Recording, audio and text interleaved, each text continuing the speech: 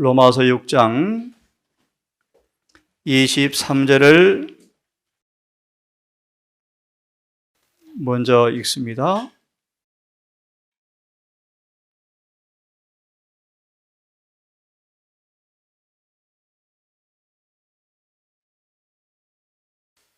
폈으면 함께 읽습니다. 시작.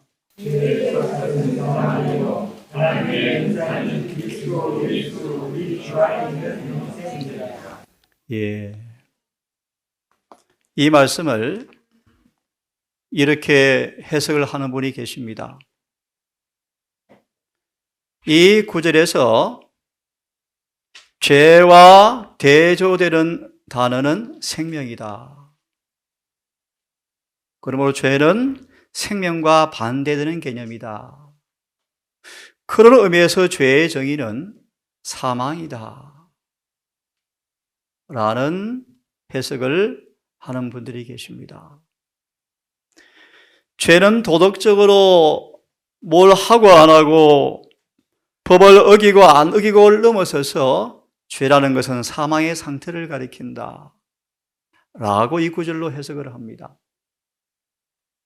그러므로 여러 번 들었지만 영생은 하나님의 선물인데 뭘 하고 안 하고 도덕적인 그런 종교를 넘어서서 생명적 종교이기 때문에 말은 만영 얘기 같죠? 예수와 관계를 가지고 있으면 영생을 얻는다. 비록 그들이 넘어질지라도 혹 결함이 있을지라도 그들은 구원을 받는다. 라고 해석을 합니다. 오늘 이 구절을 로마서 본문을 통하여 설명을 해드리겠습니다. 다시 한번 잠깐 이 구절을 토해를 좀 하겠습니다. 토해. 그림을 좀 그려드리겠습니다. 질문을 드리면서 읽겠습니다.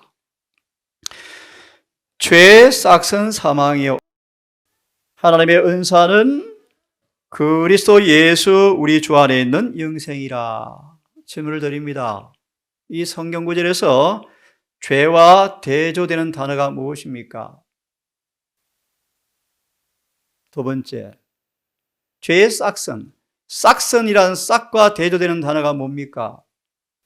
세 번째, 사망이라 사망과 대조되는 단어가 뭡니까? 영생의 답이 맞습니다.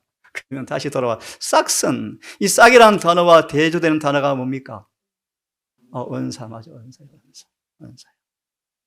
죄의 청구서는 죄가 요구하는 급료는 사망이요. 하나님의 은사, 하나님의 싹슨. 맞습니까? 하나님의 비용은 뭡니까? 영생.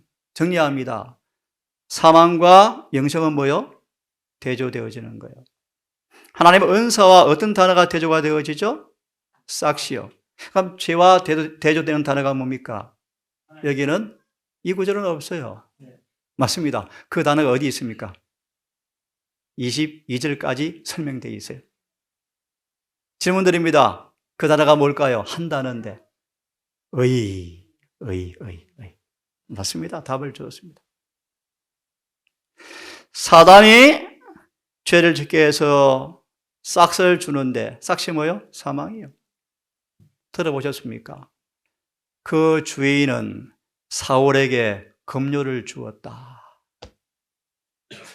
구약의 사울이 마귀한테 받은 급료가 무엇입니까? 사망이죠.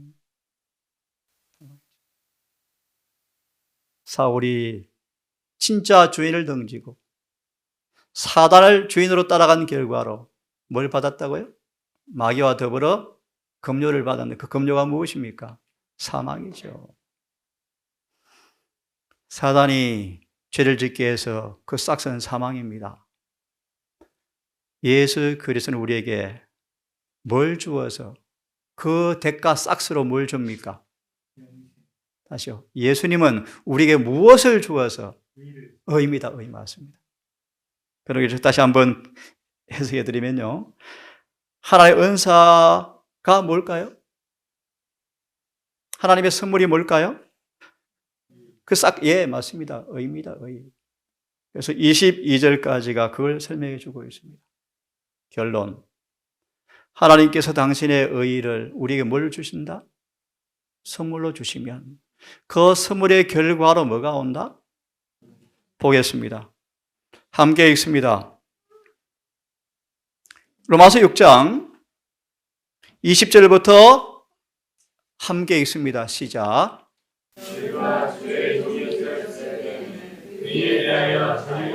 이게 무슨 말씀이죠?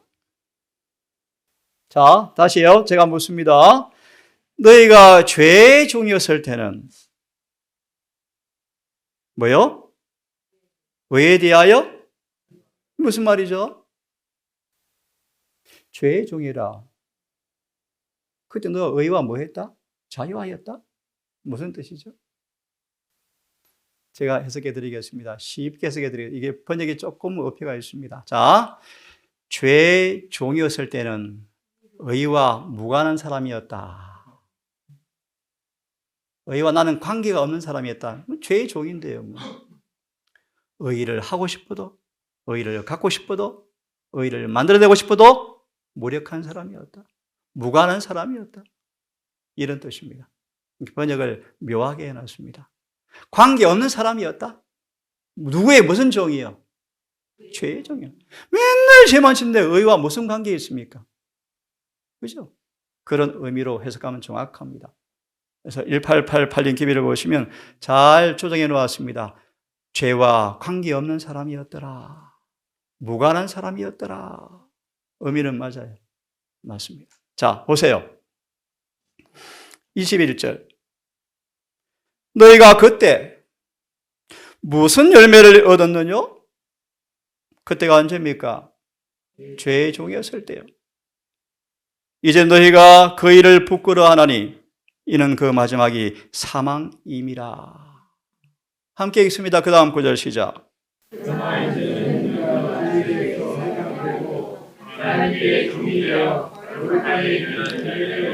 이게 뭐죠? 다섯 단어로 하나님의 은사죠. 죄의 종이었을 때 미리 다시 얘기합니다, 여러분. 영생은 반드시 의가 있어야 영생이 옵니다. 영생은 절대로 그냥 오지 않습니다. 의의 결과물입니다. 의가 없이는 아무도 영생을 얻을 수가 없습니다. 그런데 그 의가 하나님 뭐라는 것입니까? 선물이다. 하나님의 은사를 통하여 의를 선물로 받은 결과로 뭘 얻는 것입니까? 영생이에요, 영생. 그럼 여러분, 의가 뭐죠? 자, 다시 읽고 1절부터 말씀을 보게 좀 화면을 조금 보겠습니다. 그러나 이제는 너희가 죄에서 해방되고 하나님께 종이 되어서 거룩함에 이르는 열매를 얻었으니 이 마지막이 영생이라. 그러므로 죄의 삭은 사망이었지만 하나님의 은사는 예수 그리스도를 통하여 곧 뭐다? 영생이다. 이 말 이해하셨습니까? 자, 로마서 6장 1절부터 펴십시오. 자, 펴놓으시고 조금 우리 화면을 좀 보겠습니다. 여러분, 거룩함이 오죠. 거룩함.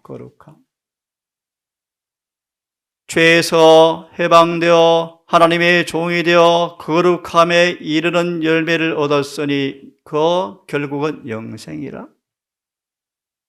거룩함은 영생 얻는 필수 조건인가요? 맞나요? 맞습니다. 거룩함에 이르렀으니 거룩한 열매를 얻었으니 결국에 뭐라고요? 영생.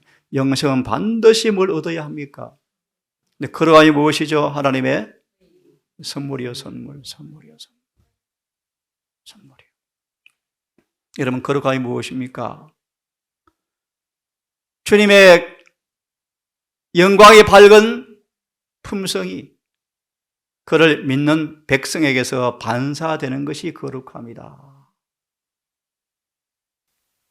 거룩함은 그분의 영광의 밝은 광채가 당신의 백성들에게서 반사되는 것이 거룩함이다. 거룩함이란 하늘의 원칙에 마음과 생애를 완전히 복종시키는 것이 거룩합니다. 이것이 하나님의 뭐다고요? 선물이다. 선물 여러분 충만히 받으셨습니까?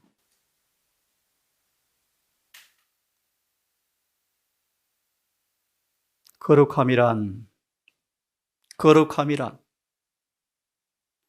양심에 한 점의 죄도 없는 사람들. 이분은 그렇게 말합니다. 칭의를 받아도 승화되어도 여러분 계속 지었던 죄, 똑같은 죄가 계속 나옵니다. 나옵니까? 승화되어도 그들 속에 죄가 있습니다. 그렇습니까? 로마 3장 31절은 이렇게 말합니다. 믿음으로 의를 받아들여서 그들 속에 하나의 죄도 찾아볼 수 없도록 해라. 예, 이거 오류입니다. 오류입니다. 오류. 양심에 한 점의 죄도 없고 그 영혼의 부패의 흔적이 없고 디모데전서 3장 16절의 말씀인데 율법의 영적 의미가 생활 속에 그대로 도입되는 사람들, 정직한 사람들, 순결한 사람들, 안과 밖이 깨끗한 사람들, 은행이 일치하는 사람들, 거짓말이 없는 사람들. 하나님의 뜻은 그의 뜻이 되어서 칭의. 하나님의 뜻이 우리의 뜻과 일치되는 것, 칭의. 맞습니까? 맞죠. 고상하고 정화되고 성화된다.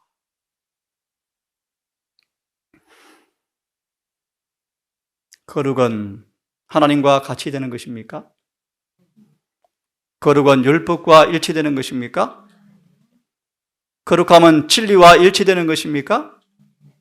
거룩함은 아버지와 예수께서 우리 안에 거하시는 것입니까? 그것이 거룩입니다. 하나님 우리 앞에 이 길을 열어놓으셨죠. 왜요? 왜 이 길을 열어놓았습니까? 왜 거룩함에 이르는 길을 열어놓았습니까? 우리에게 뭘 주려고요? 영생이요, 영생. 이 길이 어떤 길입니까, 여러분? 거룩한 직분, 거룩한 경험, 거룩한 관계, 가장 거룩한 삶으로 들어가는 길. 거룩. 온통 거룩. 그래야 뭐였습니까? 영생. 다른 말로 하나님의 의요, 의.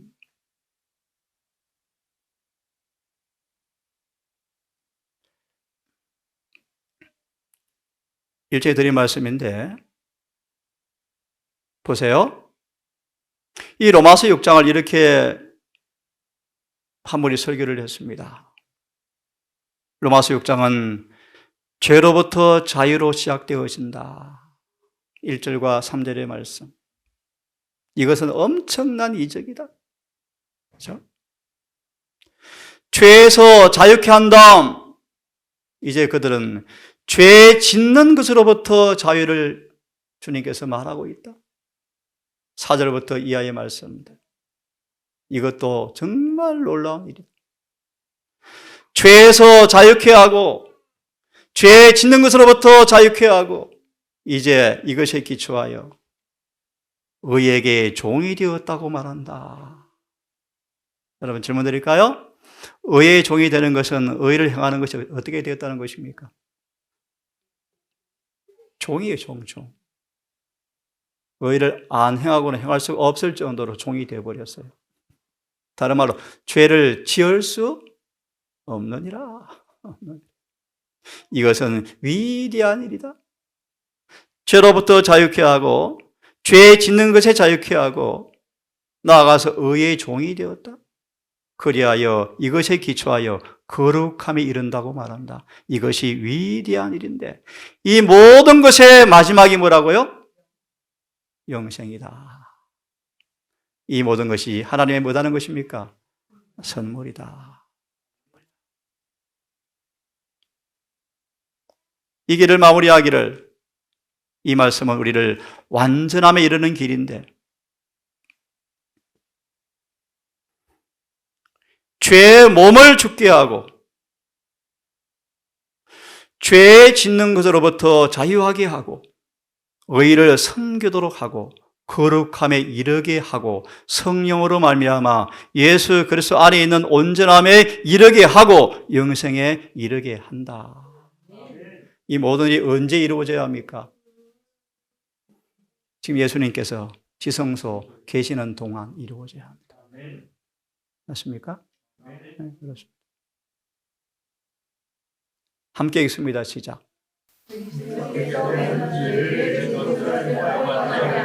이게 복음의 능력이요, 복음의 능력. 계속.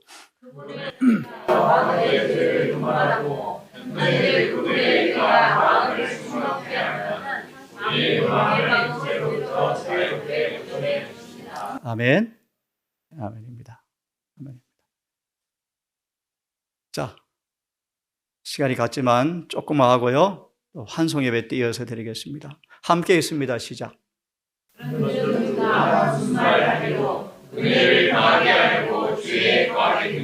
무슨 말입니까?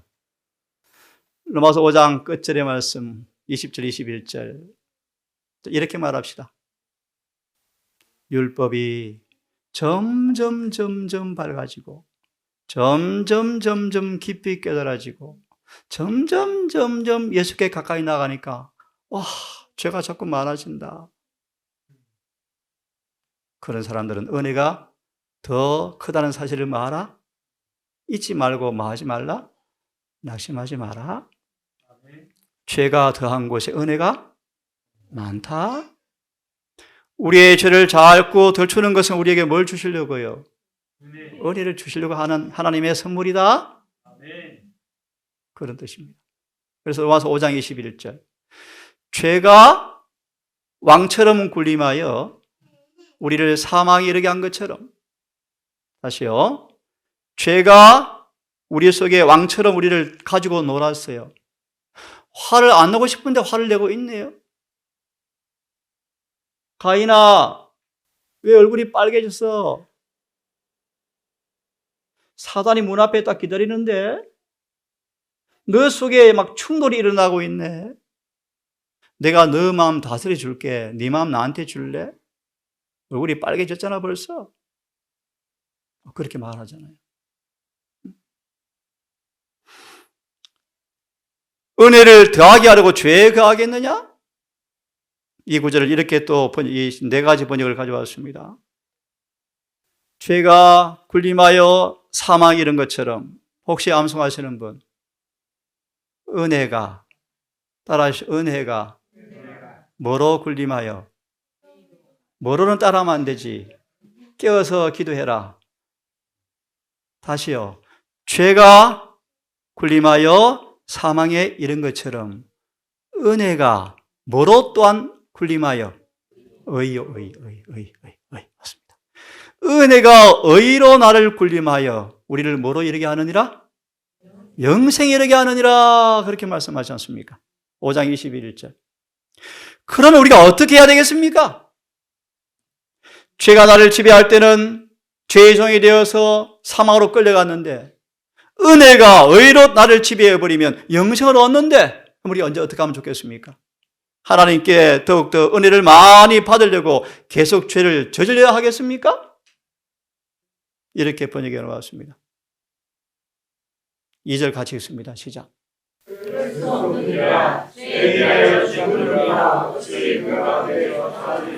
하나 짚고 넘어갑니다. 여러분. 죄에 대해 죽는다.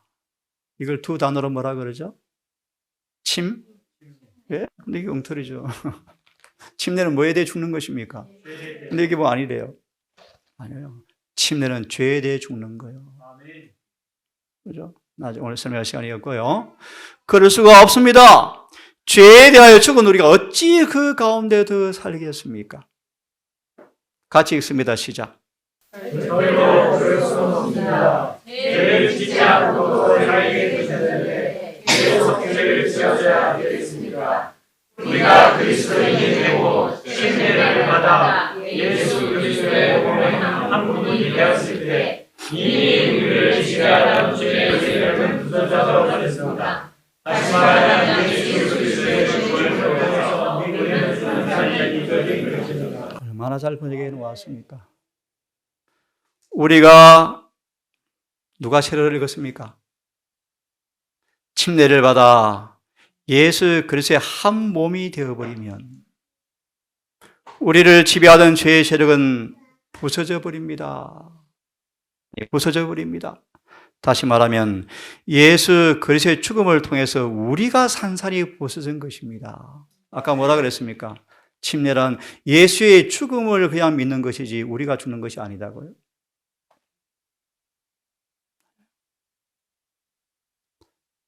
3절을 같이 읽습니다. 시작. 무릇 그리스도 예수와 하여 침례를 받은 우리는 그의 죽으심과 하여 침례를 받지 못하느니라. 여러분 침례가 무엇입니까? 침례. 예, 예수와 합하여 침례를 받은 우리는 킹 제임스 버전 해석을 읽겠습니다. 시작. 예수 그리스도와 하여 침례받은 우리가 그의 죽으심으로 침례받은 것을 알지 못하느니라. 침례를 뭐로 설명합니까? 킹 제임스 버전은요. 그의 죽으심 안으로 침례를 받는 것이다. 예수님은 왜 죽으셨죠?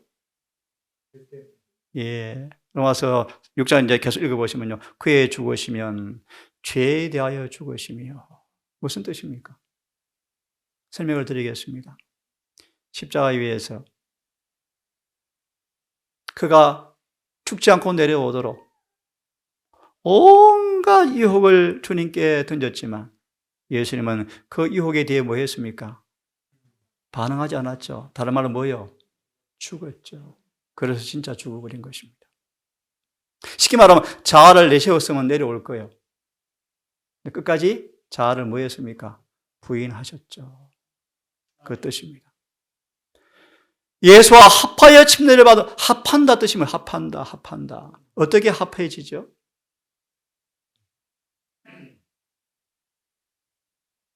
중요합니다.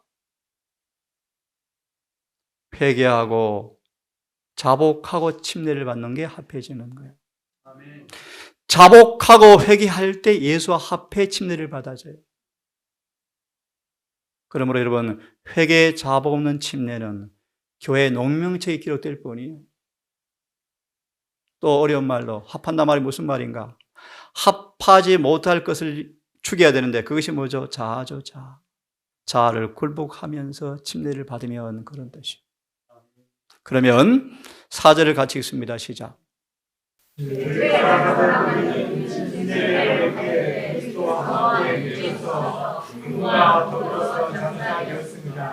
그리고 아버지 하나님의 영광스러운 능력으로 그리스도께서 다시 살아나신 것 같이 우리도 그분의 새 생명을 얻어 살게 될 것입니다. 이것이 에베소서 2장 1절과 6절까지 말씀입니다. 다시 마무리합니다. 우리가 죽은 사람이었죠. 먼저 뭐 하세요? 살리셔요. 계속 살게 뭐 합니까? 그분이 계속 생명을 나누어줘요. 그죠? 함께 걷고 함께 대화하고 함께 안고 함께 숨쉬고 5절 읽습니다. 만일 우리가 그의 죽으심을 본받아 행함한 자가 되었으면 또한 그의 부활을 본받아 행함한 자가 되리라. 예, 계속 6절.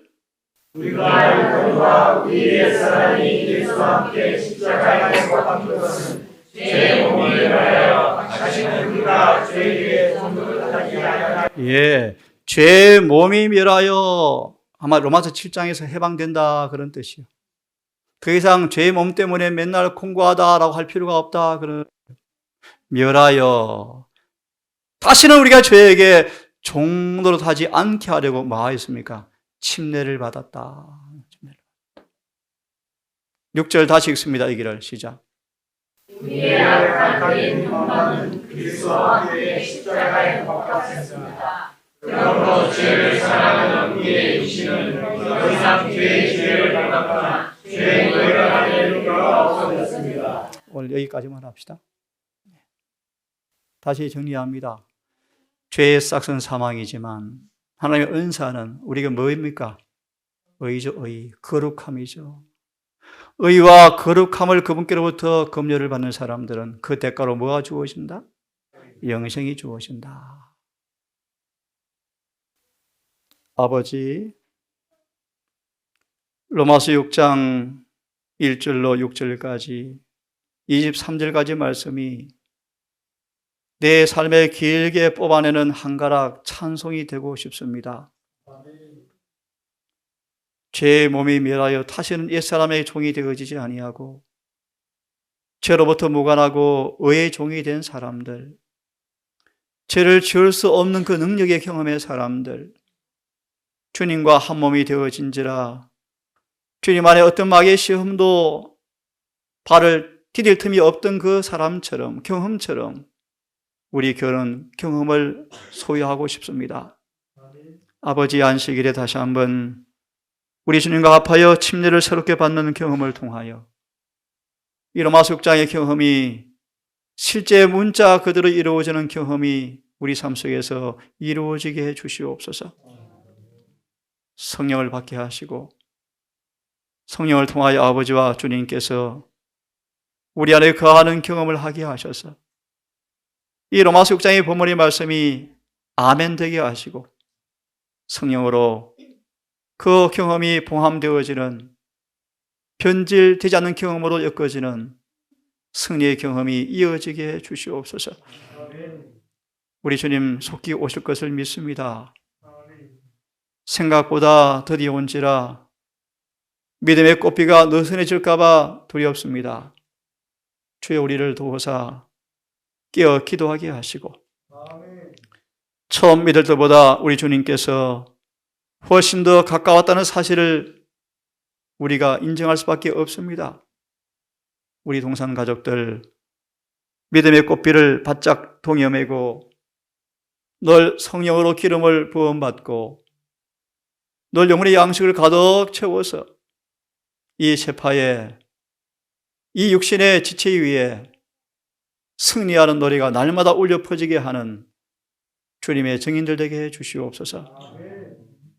다시 한번 아버지, 병상에 있는 아들을 기억하셔서 속히 병원에서 퇴원케 해 주시고 또 금사하러 떠난 아들에게도 위로와 용기를 주어서 어떤 소식을 접하든지 믿음 안에서 굳게 서게 해 주시옵고 인생의 황혼역에 선 여러 어르신들 나완생의 구원의 확실한 경험 속에 하늘 소망 가운데 행복하게 살아갈 수 있도록 도와주시옵소서. 이곳으로 이사 오신 조징자 집사님, 손영재님 더 큰 은혜를 허락하셔서 이곳에서 행복하고 건강하고 믿음과 소망이 넘치는 구원을 감격하는 기쁜 경험이 이루어지게 해주셔서 주님의 정인으로 우뚝 서게 해 주시옵소서.